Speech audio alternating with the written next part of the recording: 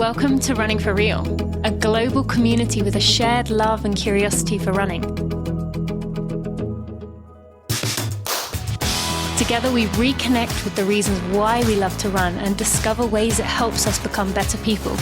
Whether it's the quiet moments of a morning run while the rest of the world still sleeps, or befriending the strangers next to you at the start line of a race. We are here to connect with others who see running as the common thread that weaves our lives together. Come join me, Tina Muir, as I talk with people from all walks of life, united by a love of running. Hello, my friends. Welcome to episode 315 of the Running for Real podcast. I'm excited that you are here and excited to welcome my guest today. Now, Koehn is a runner who is from Mexico. He's an architect. He's a musician. I've already said he's a runner, but he loves running marathons. You're going to hear a lot about that journey today. And I'm really excited for this episode. Now, there were a lot of things that we talked about today that completely blew my mind. Things that I had never considered coming together. Like for me, you'll hear me mention that I always thought artists were kind of in one box. I know I shouldn't be putting people in boxes, but you know what I mean. You're either good at art, you're good at sport, or you're good at music. Now, Chris has managed to bring all three of these together, and he actually sees synergies between them, sees patterns between them, and he's going to share a little bit about that today. And I've never heard anyone talking about these elements in this way, and it was absolutely fascinating. This is such a gift for us to have Chris on the show today. You are going to hear us talk about the role that running has played on his life, about hobbies and why we shouldn't be calling them hobbies. And I want to encourage you, if you haven't already checked out his music, to be sure to go do that after you listen to this episode. As Chris not only sings, he plays the electric guitar, the acoustic guitar, bass, slide guitar, piano, percussion, and a few other instruments, as well as being an architect and as well as loving being a runner. So if you are interested, which you hopefully should be at this point, there is going to be a lot to learn. So go in with an open mind, go in ready to listen and learn, and let's go meet Chris. Thank you to Athletic Greens for sponsoring this episode of the Running for Real podcast. Now, you've heard me talking about Athletic Greens for years now. It allows you to say goodbye to piles of pills and countless powders. One daily serving of AG1 delivers this potent blend of 9 health products, a multivitamin, minerals, probiotics, adaptogens, and more. It's the comprehensive foundational nutrition you need with the convenience for your life demands. Now, that applies to me in a way I cannot even describe. With 2 young kids, I know I should be getting 27 different fruits and vegetables in a day, but honestly, some days I'm lucky if I can get 1 or 2 at dinner. And it is difficult for me to take care of myself with just this hectic life that I live. So while I want to make these green juices every morning, with a juicer machine, with the kale and the ginger and the lemon and all those other things, I just don't have the time for it. I can barely get to stuff something down my throat to eat.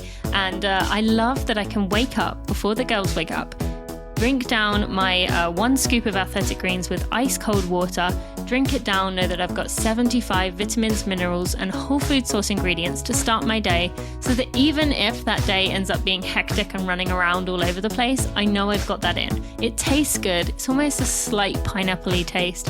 I love drinking it before I run. I drink it and go immediately out the door. It's going to help with your gut health. It's going to support your immunity. It's going to boost your energy and help with the recovery. What more can you ask for with 1 scoop? So you can go to athleticgreens.com/Tina. You will get 5 free travel packs and a 1-year free supply of vitamin D3 and K2. Now, as we head into the winter months, that is when we need that vitamin D, and it works well with the K3 as well to absorb better. We need those to protect us from all the nasty sicknesses that are coming around. So be sure to go to athleticgreens.com/Tina to go check out my special offer and stop stressing about not getting those fruits and vegetables in. This is going to take care of you.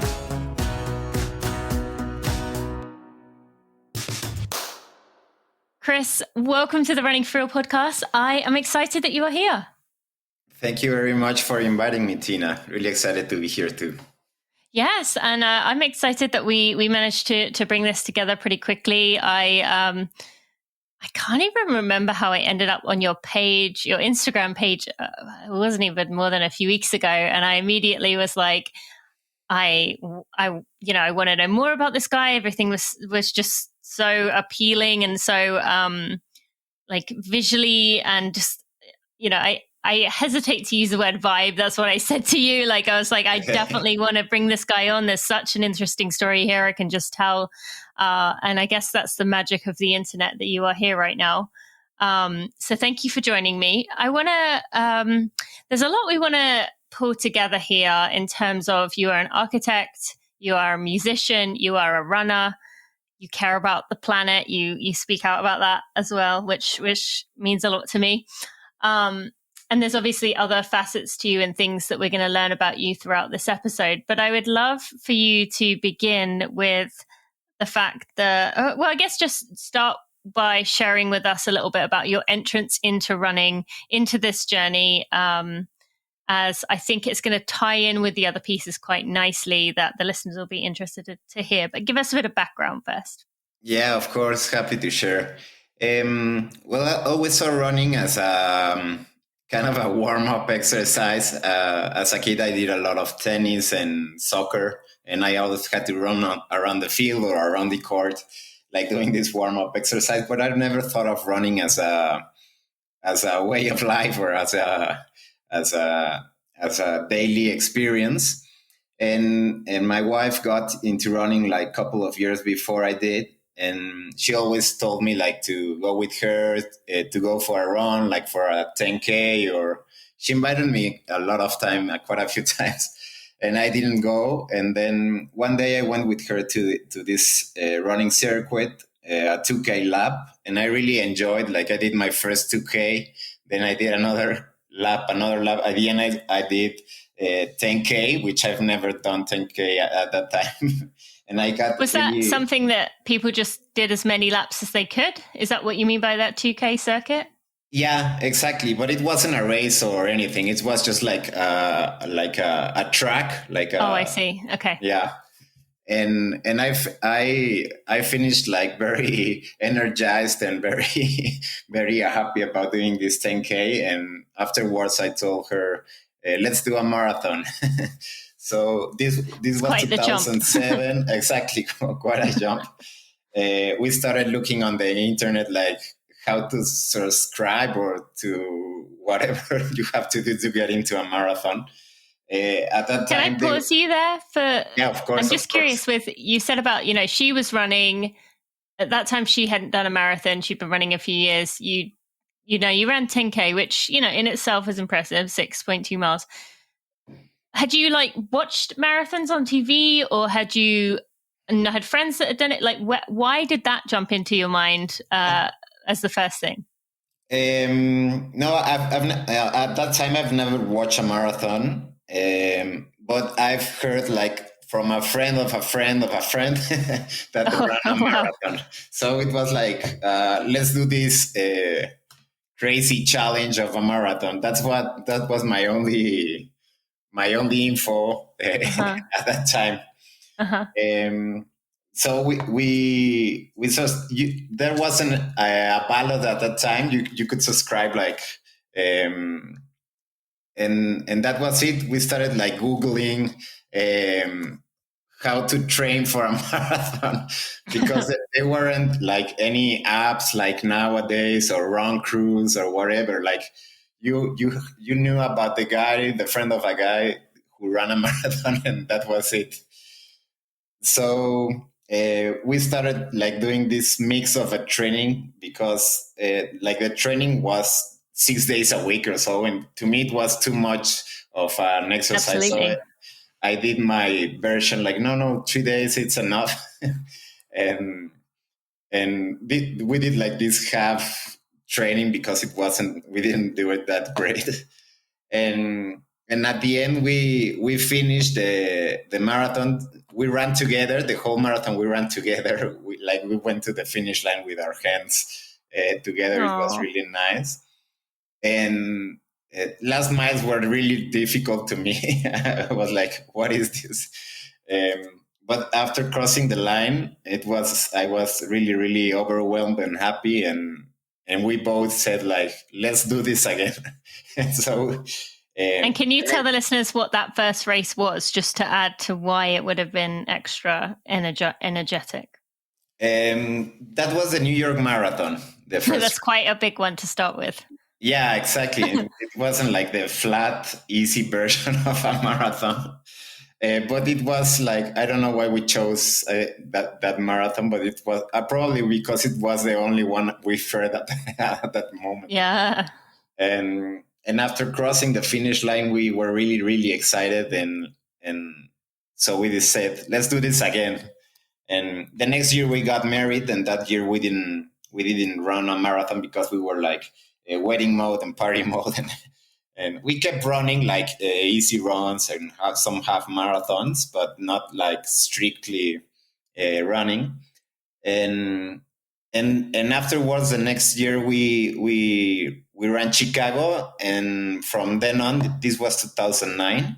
We've been running like 1 or 2 marathons a year, and it's been really interesting because we've done like this kind of a honeymoon trip around different cities. We love like to run.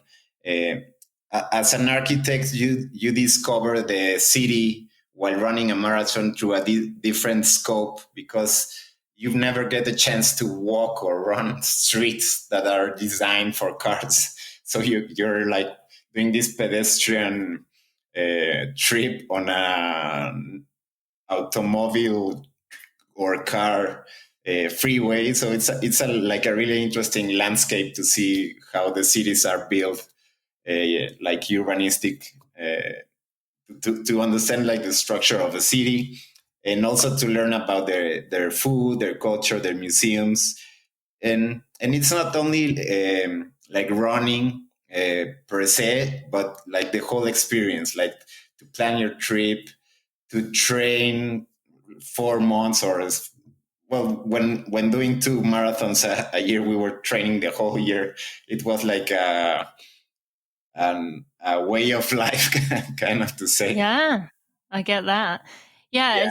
It is a beautiful thing to be able to travel to cities and use that, as you mentioned, as a way to explore. Like, I imagine, particularly for you, as you said, being the architect, you kind of admiring and paying attention to the probably a level of detail that many of us wouldn't think about. We just kind of take for granted. But I mean, I see, I'm kind of almost imagining like things coming alive to you, like your kind of like brain is like putting it together of like, oh, they would have done this and then this. But for any of us, I think using running as a means of exploring is a beautiful thing to be able to do. And how special that you get to do it with your wife. I mean, that's just such a cool way to explore and get to see cities. And so out of you've done 17 marathons so far? Yeah, 17. Okay. Exactly. So which one has been, which marathon have you maybe enjoyed the most, and which city has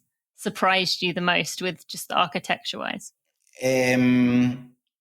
Probably one of my favorites would be Reykjavik on Iceland. Yeah, wow. Because of 2 factors. The first one, it was a really, really small marathon. It was like we were 800 people or less. So in a lot of moments, you were running by yourself without any runner front or behind you. And that was the first thing. It was like a lot of introspection while running. And also like the views and the landscapes were amazing. Like Iceland, for being an island in the middle of nowhere, has these beautiful, amazing landscapes with very different colors and textures of what we're used to. So you feel like you're almost running on another planet. Oh wow! All right, so definitely adding really, that to really the list. Beautiful. Yeah, that I see. I would never. I didn't know you'd done that one, but I would never ever expected that as a favorite either. So that's really cool, and definitely going to add that to my list now because that sounds pretty amazing. Really nice. Now, I want to talk about something that you and I were talking about before we started recording. In that, what we've been talking, you just explained there that you get to appreciate marathons maybe a little bit more because of the journey that you took to get there, but also the journey you get to take while you're going. And you mentioned that, that running, architecture, and music are all kind of similar, have some similar elements to them. And it's interesting because when I was researching, trying to read up more about you, I was actually thinking the opposite of how they're so different. Like in my head, I'm very stuck in kind of what I was taught as a kid, but you're either like athletic or you're musical or you're artistic. And so you have got all three of those kind of going in one, and you see the patterns between them. So I would love if you would share that with us of what you meant by that. Yeah, of course. It's really interesting what you mentioned, that there are different kind of, probably like the brain functions on the athletic level, the creative, and the. But as I've been studying a lot the relationship, I see a lot of elements in common. Like, for example, the rhythm. On architecture, you have like the modulation of a structure to hold a building, or of a modulation of the floor tiles, or different kinds of modulation or rhythm. In music, you have like the rhythm, like the beat, like the drums or the bass, and also in while running, you get like the vibe when you're like at your pace and the rhythm, and almost when your uh, breath is syncing with your heartbeat and your footsteps. It goes all into one. The moment like your breath, your footsteps, and your heartbeat are synced, it's when you start flowing. Yeah, so sure. This is a very interesting like relationship. There's always the texture factor. On music, it would be like the texture of a sound, of how I don't know, a guitar passes through the heat of a bulb and creates this sonic texture. And on architecture, it would be like the texture of a wooden floor, or a marbled wall. I don't know, or a textile on a fabric on a sofa, or um, and while running, you get to feel different textures on your foot, or your feet. I really enjoy barefoot running. That, for example, would be like the texture of the sand on your feet, or the the sea salt on your feet, or when you start running on a track which is really fast and really um, like even. The floor is really even, and you can almost forget about watching the floor, because you don't need to see the texture. And in Mexico City, you always, when you're running on the streets, you have to be like looking at the floor to see if there are holes on the floor, or whatever. Yeah. Otherwise, you can you can fall. Or trail running. Weekends, I really enjoy going on trails. So there's these different kind of textures you feel on your feet while running. So these are two elements. For example, you get between architecture, music, and running, and also like the void. For example, on music, Brian Eno talks a lot about the importance of the silence, or the elimination of notes, which is like the most difficult thing to do. You always want to add a bass guitar, a drum, a keyboard, whatever. But the most difficult thing to do is like to create this silence, which gives like the importance of the sound, to really appreciate what's going on. And on architecture, it kind of emulates to what Mies van der Rohe says, like the father of the minimalism, talking about less is more. So the less elements we have on a space, the more we can appreciate the space.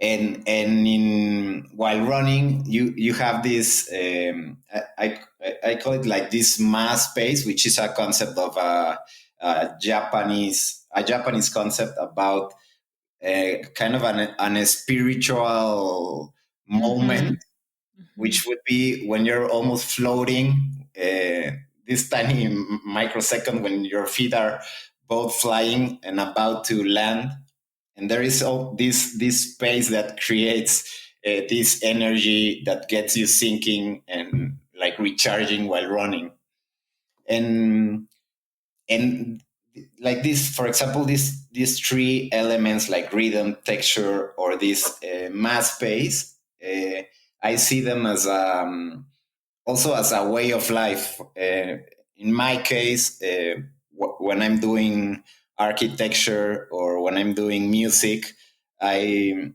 really interested in removing most of the elements. So when people get to listen to my music, feel this like relaxed vibe or better vibe. We're like very saturated with social media and info and news and everything. It's really chaotic, and my intention on creating music and doing this kind of architecture is to remove most of the noise, so you get to create this tiny awareness moment while you're whether listening to my music or being on a space, an architectural space. And I think on running that affects me and keeps me like on this same loop. I feel this tiny silence and this mass space and this spiritual experience whenever I get to run. I really enjoy running by myself, so it's like a loop, a creative loop between these three hobbies.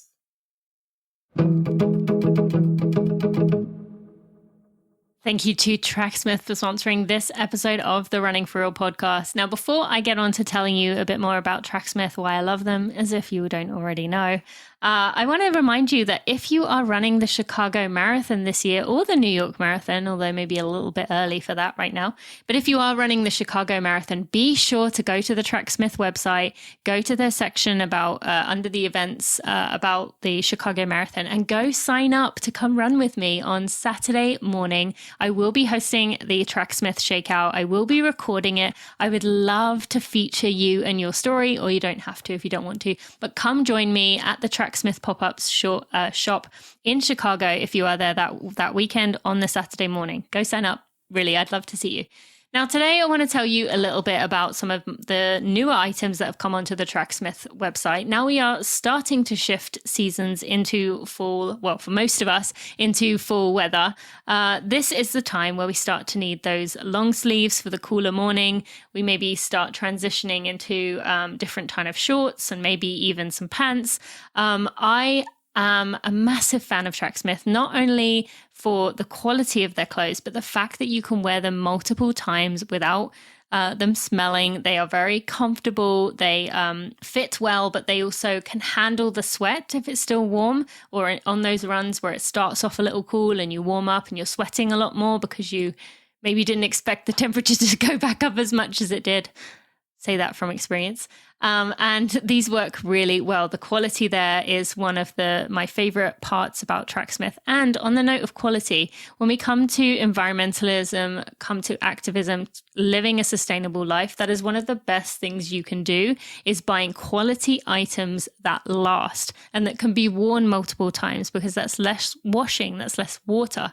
So the Tracksmith items really do work well. The Brighton base tank is my absolute favorite long sleeve as it is now getting into that cooler weather. I also really love the Session Speed shorts, although they do have some new colors in some of their Twilight items, and those are also some of my favorites. So be sure to go check that out at tracksmith.com. That's tracksmith.com. When you use code TINA15, you will give 5% of whatever you spend to Runners for Public Lands, which is my favorite nonprofit. It's an environmental nonprofit, and you will also get free shipping with that. Be sure to go check that out at tracksmith.com. Wow, thank you so much for explaining that. Beautifully said. So many elements that I certainly hadn't considered, and that is just fascinating to hear. Thank you so much for sharing that. And I think we can all connect with some of the pieces that you were saying, even if some elements of them we'd never thought about before. But uh, I agree with what you're saying in that life feels very chaotic. There's so much coming at us all the time.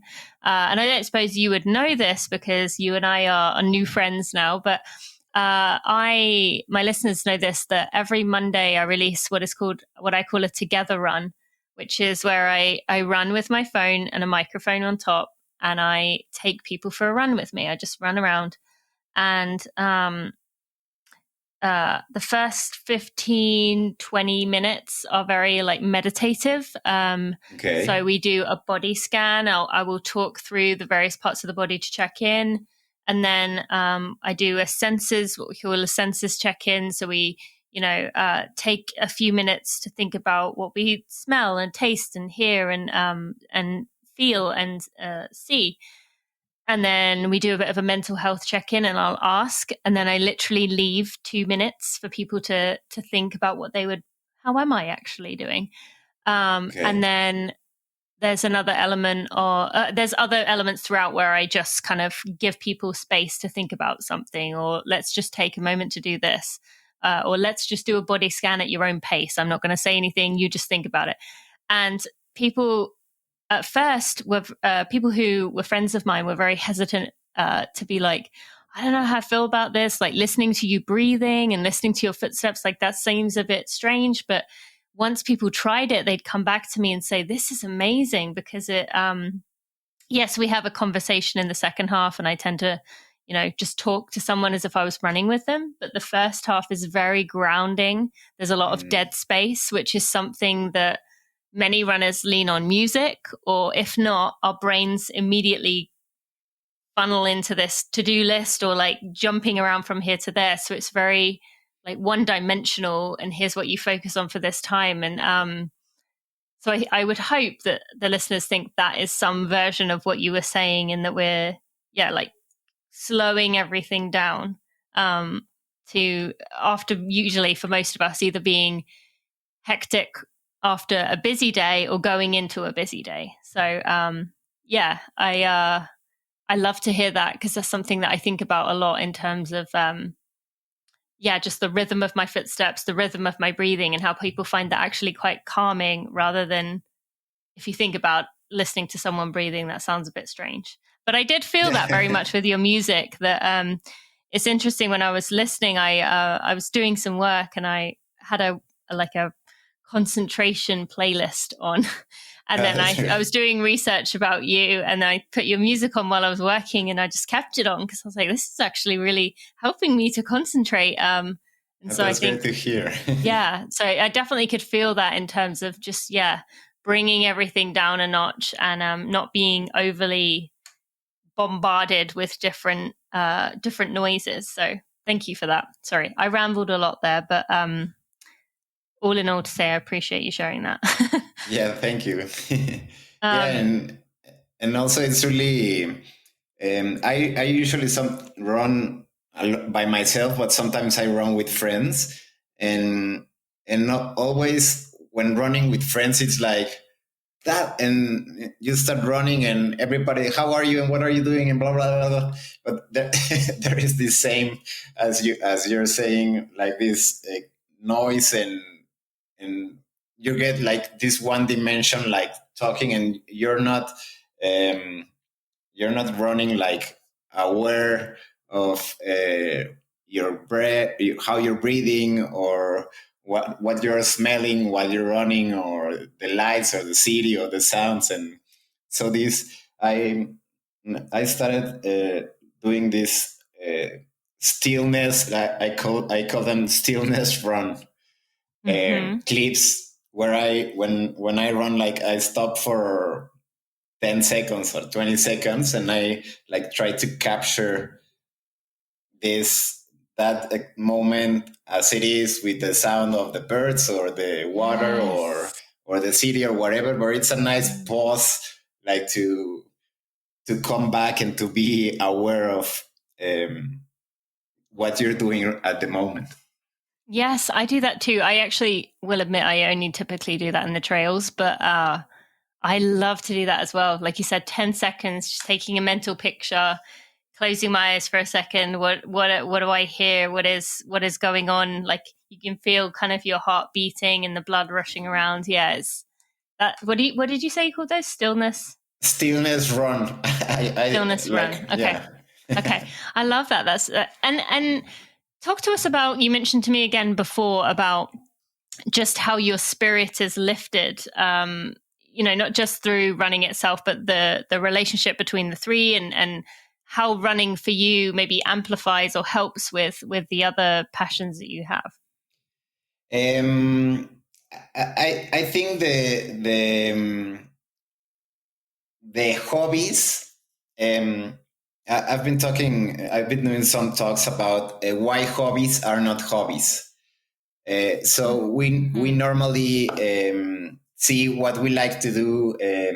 I don't know, to go to museums, take photographs, cooking, running. We all see like, oh, these are my hobbies. But I think the more we connect with those like name as hobbies are our true passions, and those passions like connect with our core essence, probably that we have from another lives, or like going on another dimension. But the more we connect with what we most love to do, the more it can um, lift up our spirit. And also, at least for me, as a creative person doing music or architecture, they are tools to design or to create.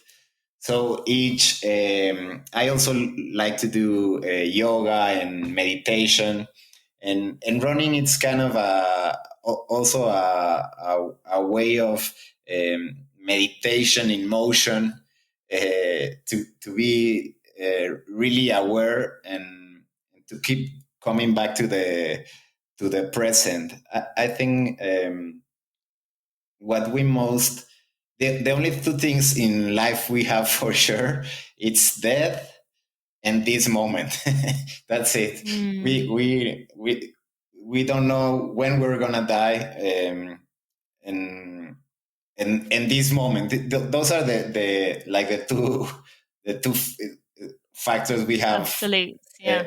And the more we connect with both of them, like I also on my music I write a lot about death, not in a morbid way, but like to practice death as the Buddhists do, or as a Zen philosophy. Like the more we face death, um, or make peace with dying, the more we can, the happier and freer we'll be from our attachments.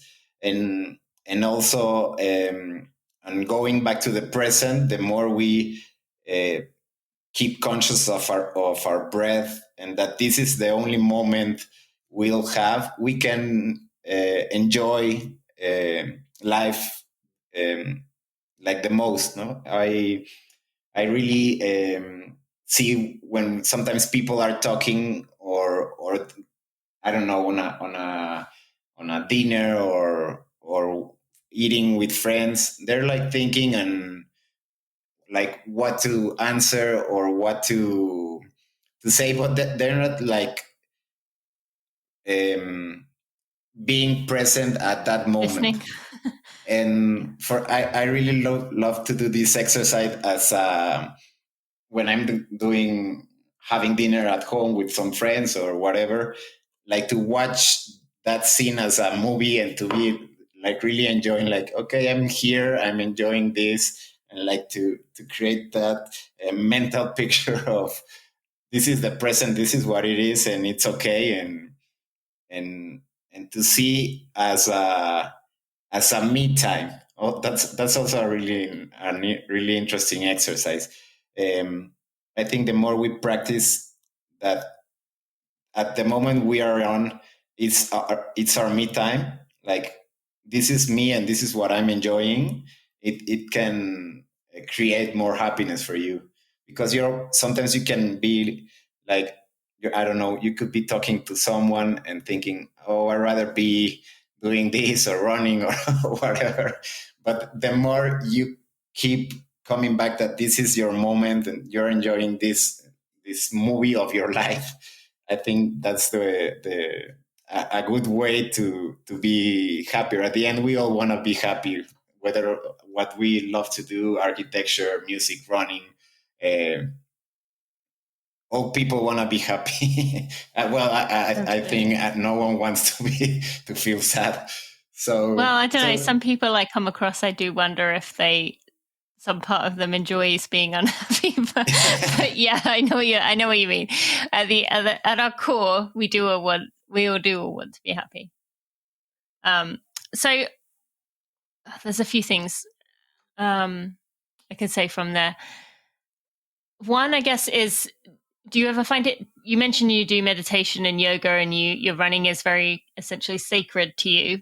But do you still find it difficult sometimes to be in that present, to take that snapshot moment with just the fast-paced nature of the world we live in?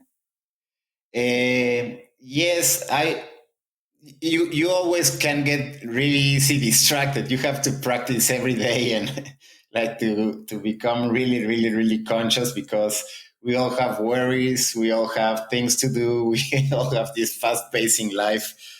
So it's really easy to get hooked on a thought or on an emotion. And a couple of years ago, I read this book I really enjoyed. It's called The Untethered Soul. That's on my list. Yes. Yeah, it's amazing. It's amazing. And the analogy of I think his name is William Singer.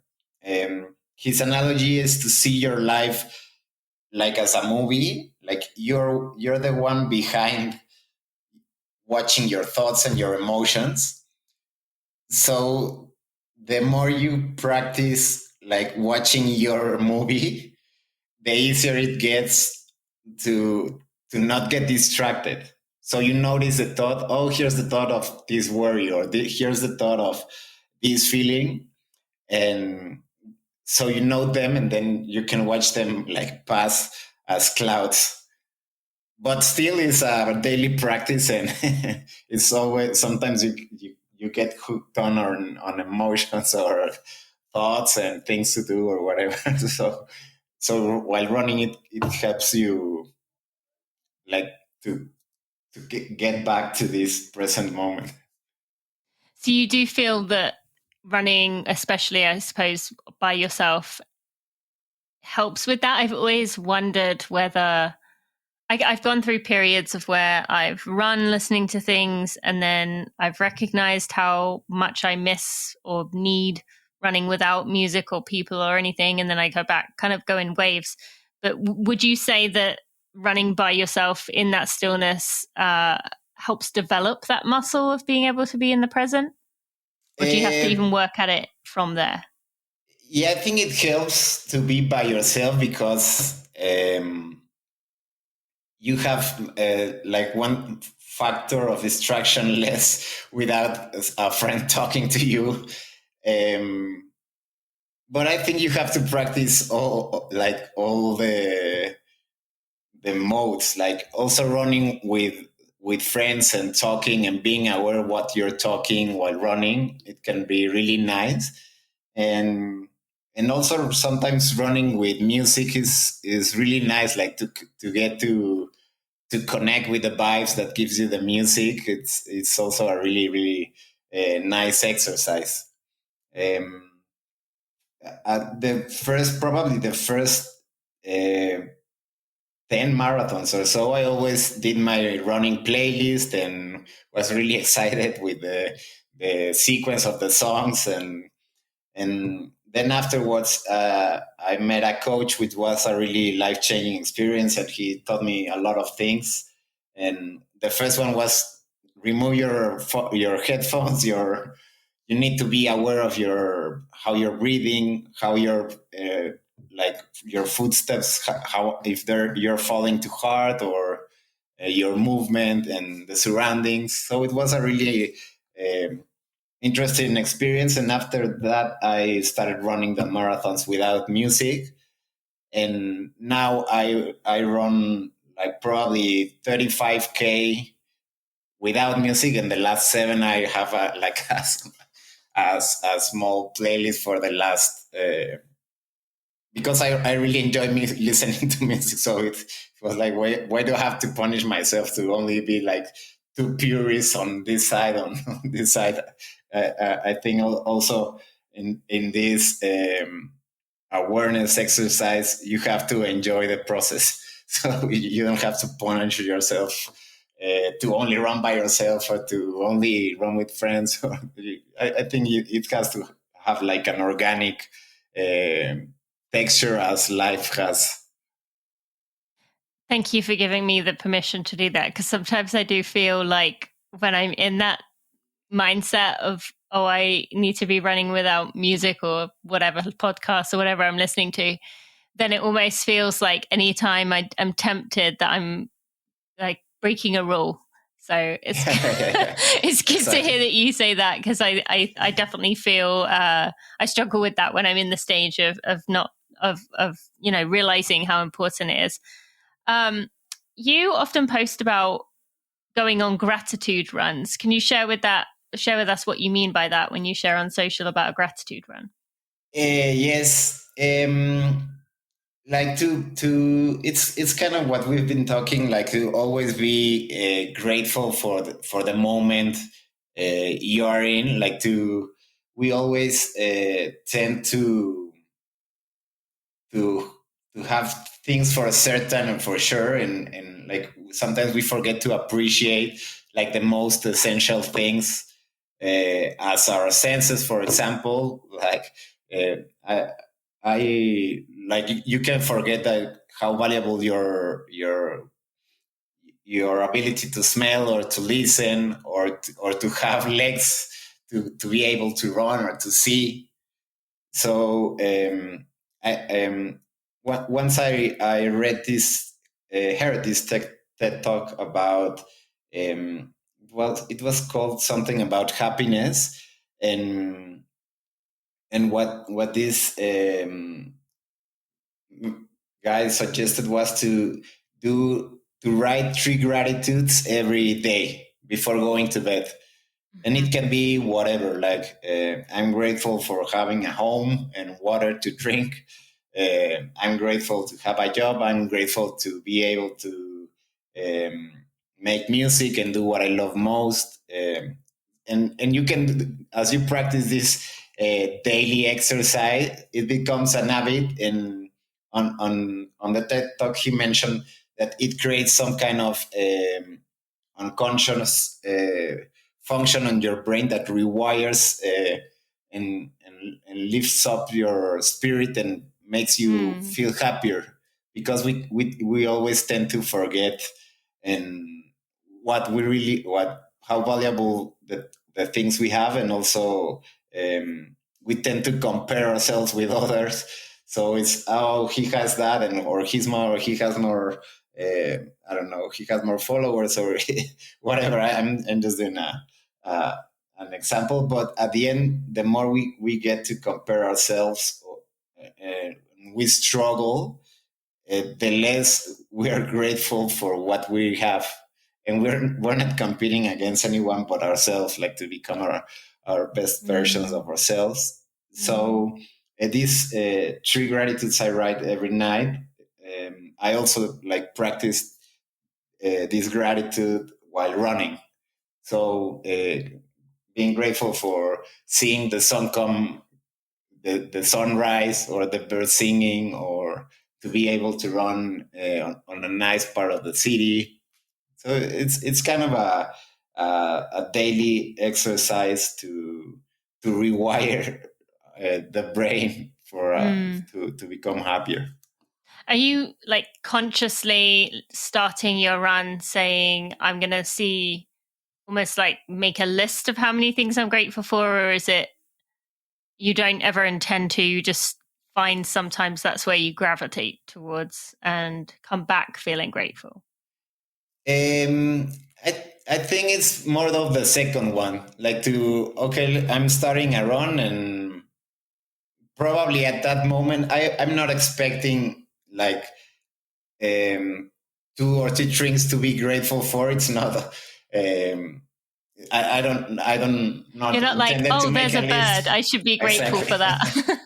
Yeah, exactly. But at the end, those are like when you finish running, the elements like you unconscious, like captured, like probably those are the ones that get you to feel grateful for, and afterwards it's really a nice experience, like that you just did like an easy pace run or a tempo, and you did the best, and your heart almost stopped. But like these both versions of extreme effort and easy runs are really nice, and both like give you this feeling of gratefulness. Does it feel like everyone is training for a marathon, or that people are taking their training really seriously and you're just not at that point where you want to be really going all in into a half marathon or a marathon plan? I want to tell you a little bit today about a 5K and 10K training plan that we have on the Running for All website, which has recently been rebranded, updated.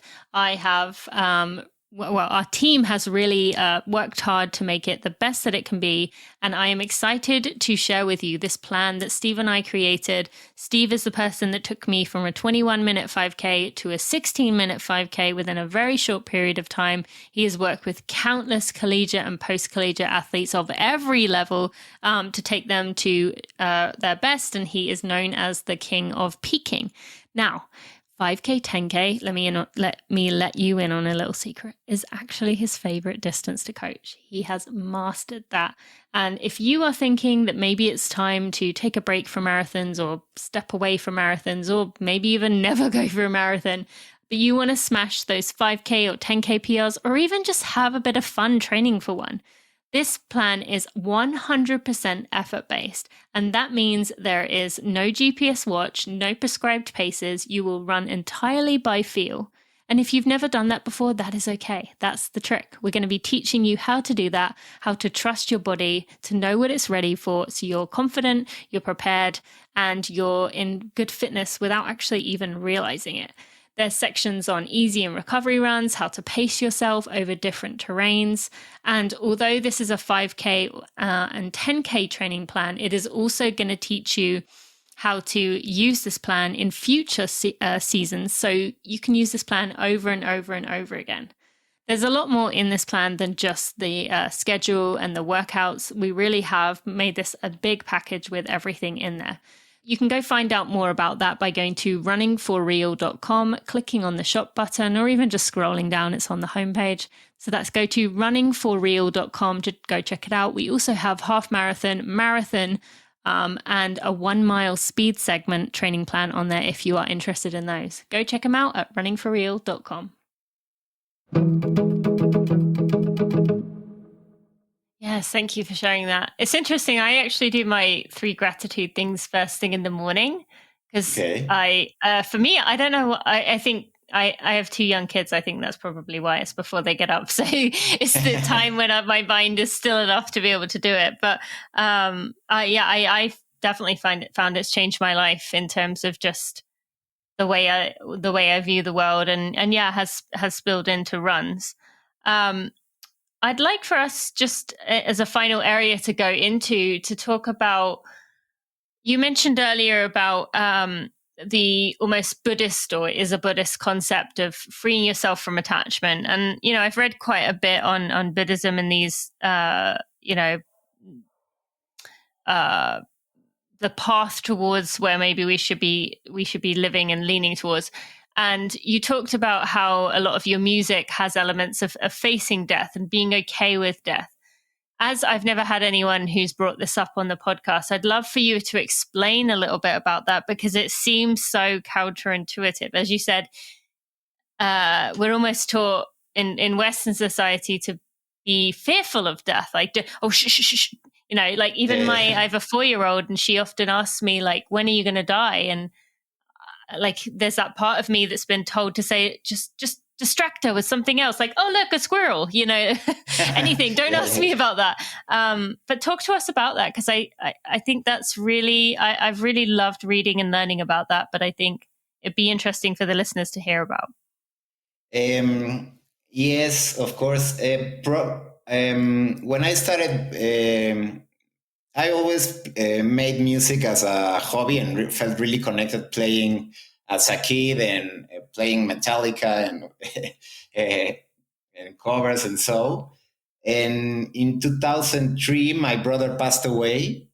He had a car accident, and I wrote a song for him.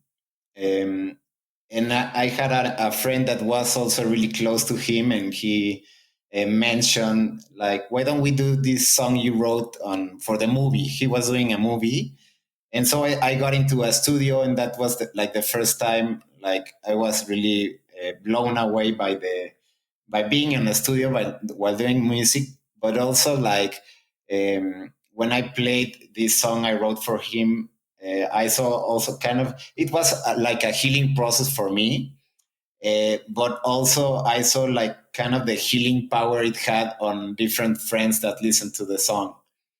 So kind of a grieving introspective process, I started writing different songs, and also reading a lot about the book of the dead by the Tibetan Book of the Dead, which is really interesting. And I think I got really like interested in this death factor, like to be able to talk about it openly and to share it. And since death is the only thing for sure we all have like our parents that are gonna die. My father passed away like 2 months ago, and I really felt he was ill from a couple of years ago, but I really felt at peace because like I've been doing this process and practice process of letting go, and that eventually we're all gonna die. So I right now I worked on the pandemic on a new album, new EP. I just got the first song released called Sympatheia, and one of the next songs is called that's coming. It's called When Dead Is Good News. So it's a really interesting approach to see why does death have to do with a negative connotation. We always have this attachment of sadness and like the bodies are gonna be not are gonna aren't gonna be any longer with us. But for example, in my father's death 2 months ago, he was really sick and he wasn't like enjoying life anymore. And probably with other people is that's like the process, like what happens to you, and why not change the way we see like it's a good news that he isn't and suffering any longer. He's in a better place in a Buddhist way or in a Zen way.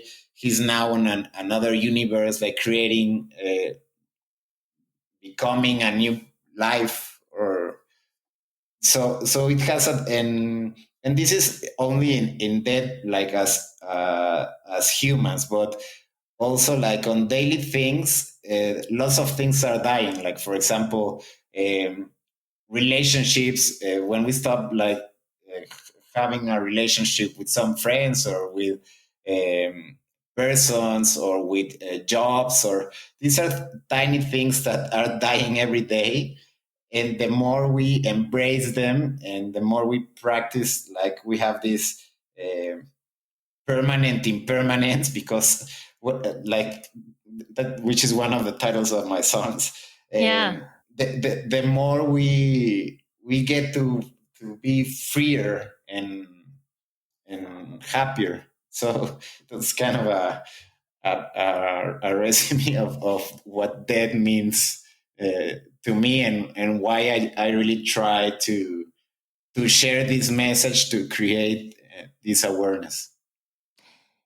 You mentioned that a lot of people found healing in what you were writing in your music, and I would imagine that is the case for a lot of people, and especially even as you mentioned, it doesn't have to be the passing of someone. It can be a relationship. It can be a life that you thought you would live.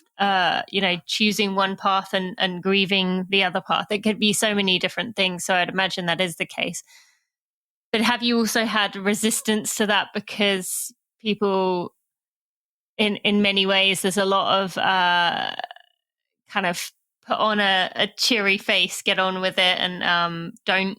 There's a lot of not acknowledging going on in terms of just as a society. Do you find that some people are resistant to it because they say, "Oh, why are you writing about sad things? Don't you want to be happy? You just said you wanted to be happy."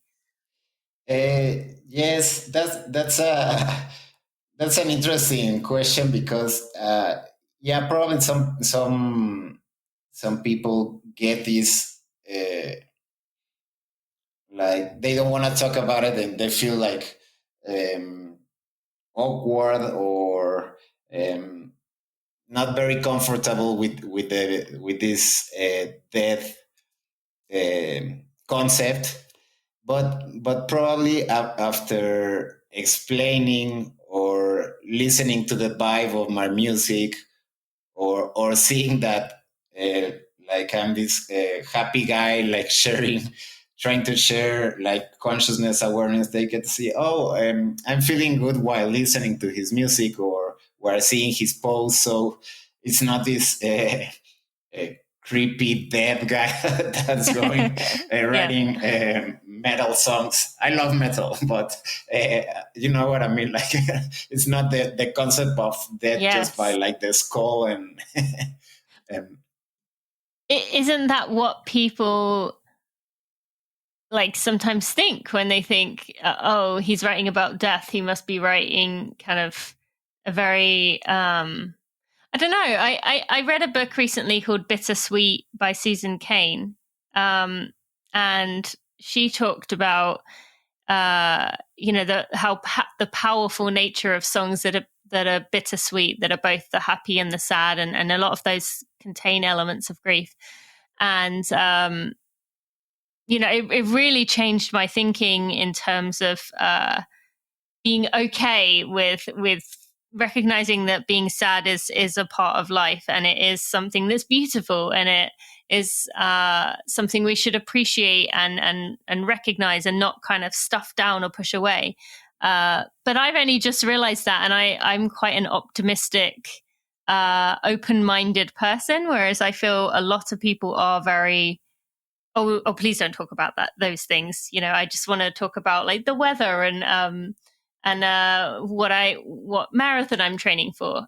So that's more what I was asking for about. But I think you're right. Once you listen to your music, you will see that it is beautifully done in a way that is powerful, and not just like, one sad violin playing like what people might think it might be. Yeah, exactly. And it's a nice analogy what you mentioned, because it has like this melancholic factor, which yes. Probably if you only listen to the music, to the sounds without the lyrics, it would be like a happy, down tempo happy tune that gets you like inside of your gut.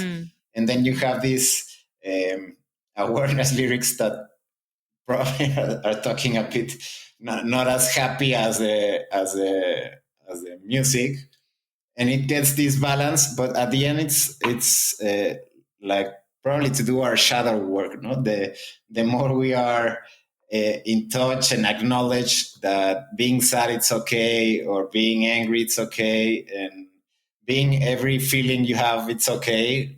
The thing is to acknowledge it and to embrace it, and accept it, and that's like the beauty of life, because we have like some really nice things and sometimes things that aren't so nice, and we have to embrace both and to see as a wave on the ocean that sometimes it's really big and really nice, and sometimes it's without any waves, and that's a, a, a life analogy where at the end we are nature.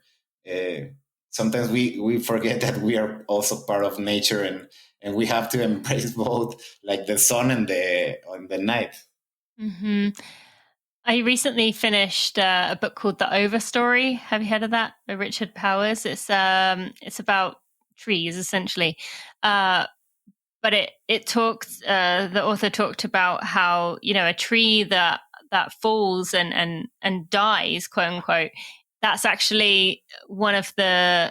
It's actually in many ways the start of its life, because then it becomes a home and a shelter and a source of food, and it just creates other life. And while, you know, cutting down a healthy tree that doesn't need to be cut down is one thing, when a tree falls in the woods and it stays there and it is allowed to become part of the humus, I think that's how you say that word, that's actually part of the gift, is that what it becomes in the next stage of its life.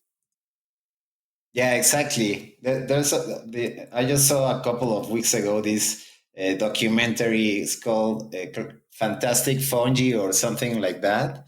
And it talks just about what you were mentioning, the process of that all fungi or mushrooms or fungus are really, really intelligent live beings that get to eat the tree when it fall and to create life again, and that's how life started on the planet billions of years ago. Yeah. Thank you for that. Yeah, and fungi is a huge. I had no idea the role fungi plays in our world, but it is. I mean, critical is an understatement. Just to wrap up here, is there anything else you'd like to share with the listeners in terms of, weaving not your hobbies, but your passions together, or just about running, and something to give them to think about, or maybe not think about, as they move through their running journey?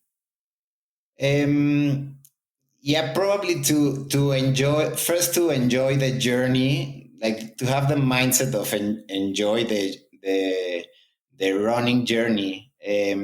Nowadays, I get to know people that by a friend they were invited to run, and they joined a crew, and now they want to do all 6-star majors, and their drive is to run Boston, and it's okay to have goals.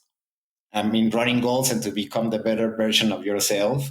But probably the main goal as a runner, at least for me, is to enjoy the process and to keep learning, to see what makes you feel better, what makes you sometimes run faster, or to have these recovery spaces.